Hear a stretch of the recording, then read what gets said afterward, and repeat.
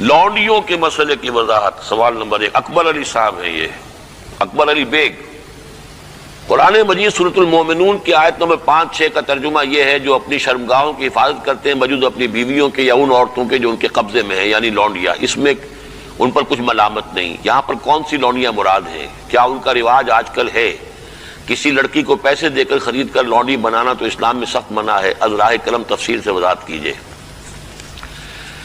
دیکھیے، اسلام میں صرف ایک نوعیت کا غلام یا لونڈی جائز ہے، اور وہ ہے اگر جہاد فی سبیل اللہ ہو اور اس میں پی او ڈبلیوز کی حیثیت سے جو کہ کمبیٹنٹ ہو، جو کہ واقعتاً جنگ میں حصہ لینے والے ہیں، مرد اور عورتیں، جن کو آج کل پی او ڈبلیو بنا لیا جاتا ہے کہ وہ جو ہیں پرزنرز آف وار، ان کو اسلام نے اجازت دی ہے کہ بجائے اس کے کہ مستقل اس وہ کنسنٹریشن کیمپس میں پڑے رہیں، وہ اس میں ان کو اسلامی معاشرے کے اندر جذب کرنے کے لیے ان کو تقسیم کر دیا جائے لوگوں کے اندر۔ یہ ہے در حقیقت اس کی غرض و قائد، اور وہ بھی ایسا ہو سکتا ہے کہ کہیں مبادلے کے اندر اگر شکل بہتر بن سکتی ہو تو اس کو بھی اجازت ہے، کہیں اگر زر فدیہ لے کر چھوڑ دینے میں کوئی قباحت نہ ہو تب بھی اس کی اجازت ہے۔ یہ سورہ محمد صلی اللہ علیہ وسلم کی آیت جو ہے اس کے تحت ہم پڑھ چکے ہیں۔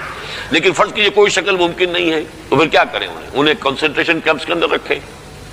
وہ تو گویا کہ ایک مستقل لائبلٹی بھی آپ پر ہو گئی، اور نمبر 2 یہ کہ ان کی اپنی زندگی اب نارمل ہو گئی۔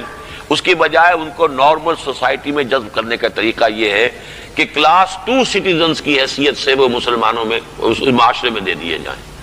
اس طرح کی جو خواتین ہوں گی ان کے ساتھ تعلق جو ہے جنسی وہ جائز ہے۔ یہ لونڈیاں جو اس طریقے سے لونڈی بنی ہو اس کی فروخت بھی جائز تھی۔ کسی آزاد مرد یا عورت کو پکڑ کر لونڈی یا غلام بنا لینا حرام مطلق ہے۔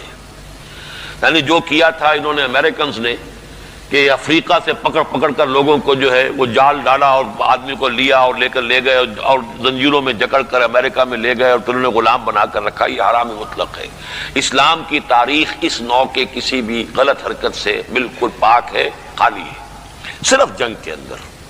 اور اس کا بھی میں نے آپ کو بتا دیا کہ یہ سارے اگر اس میں آپشنز نہیں ہیں تو پھر یہ کہ آپ انہیں غلام بنا سکتے ہیں اور ان کی پھر فروخت بھی ہو سکتی ہے۔ یہ ہے جو میرے علم میں ہے۔ باقی کسی کو خام خواہ آپ نے خرید لیا اور کسی کو پکڑ کر کسی آزاد کسی مرد یا عورت کو اور زبردستی لے جا کر کے بھیجا، یہ تو بالکل حرام مطلق ہے، بہت بڑا جرم ہے۔ یہ ضمنی سوال ایک صاحب نے کر دیا ہے کہ نکاح ان لونڈیوں سے بھی کرنا ہوگا۔ نہیں، نکاح لازمی نہیں ہے لونڈیوں کے ساتھ۔ نکاح تو کر لیا تو پھر تو زوجہ ہو گئی، وہ علیحدہ کیٹیگری کہاں رہی۔ لیکن ترغیب دی گئی ہے کہ اگر آپ کسی لونڈی کو آپ کی وہ لونڈی تھی، وہ تھی پی او ڈبلیو کے طریقے سے آئی تھی، کنیز تھی، آپ نے اسے آزاد کیا، اس سے نکاح کر لیا، بہت بڑا نیکی کا کام ہے۔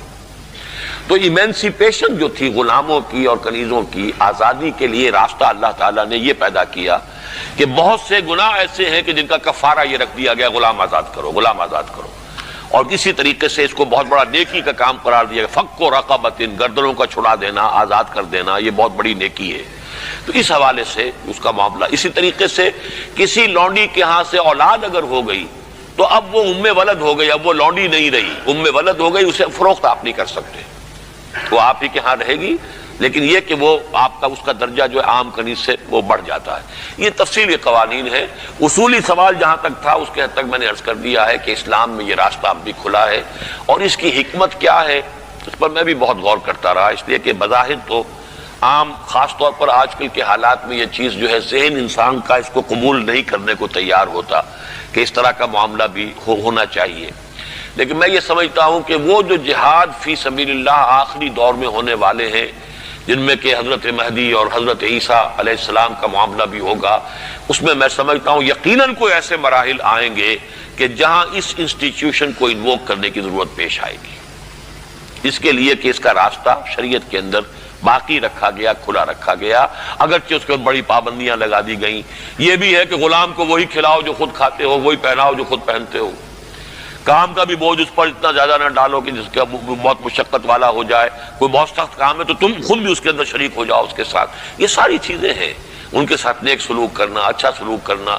اسی کا نتیجہ یہ ہے کہ عالم اسلام میں ایک دور ایسا آیا کہ مشرق و مغرب میں سب سے بڑی حکومتیں جو تھی وہ غلاموں کی تھی. یہ خاندان غلامہ کون تھے جو ہندوستان کے اندر پہلی حکومت بنی اسلامی؟ قطب الدین ایبک کون تھا؟ التتمش کون تھے؟ بلبن کون تھا؟ یہ سب کون؟ سپکدگین کون تھے؟ الکتگین کون تھے؟ یہ خود محمود غواری کون تھے؟ محمود غزنوی، یہ سب کے سب غلام تھے.